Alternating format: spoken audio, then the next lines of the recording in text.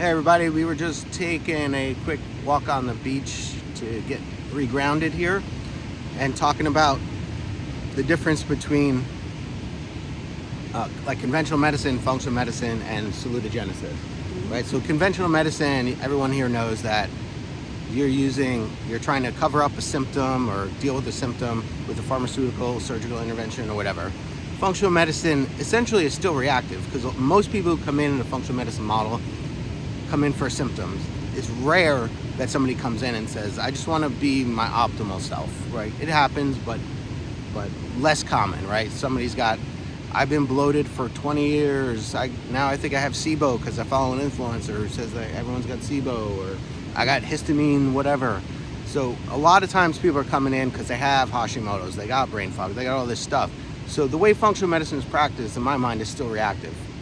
And I think it's preferential to do it from a more salutogenic perspective. So salutogenesis now is a new term thrown around for creating health in the system before there's breakdown, right? Essentially, that's what we used to call wellness, right? We used to debate back in the day. What is wellness a noun or a verb, right? What is it? So we had came up with a definition that wellness is the degree to which somebody expresses health and vitality in all aspects of life, in any phase of life, right?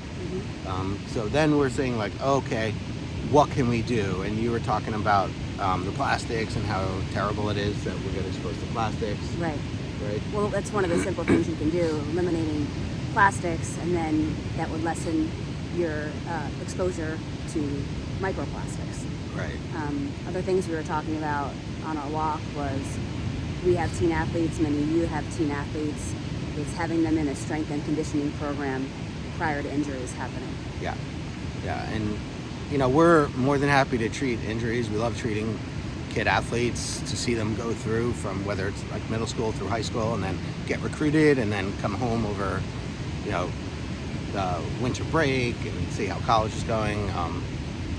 Like to see that full circle. However, it's probably smarter to get them engaged in something to prevent, like for example, like the hip rotator strength, right?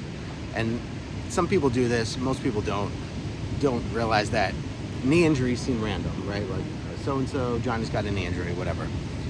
It's almost predictive that you're gonna have a knee injury if your hip rotator strengths are weak. And it's easy for us to measure and intervene on pretty easily before that there's a problem, right? Or even a lot of times, some concussions can be prevented by just proper neck strength.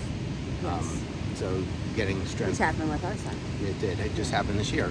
Luckily, we got him tuned up, and he was back in no time. But a lot of times, it's even misdiagnosed as concussion, which is basically like a whiplash injury. Anyhow, that was our just ranting at the beach here.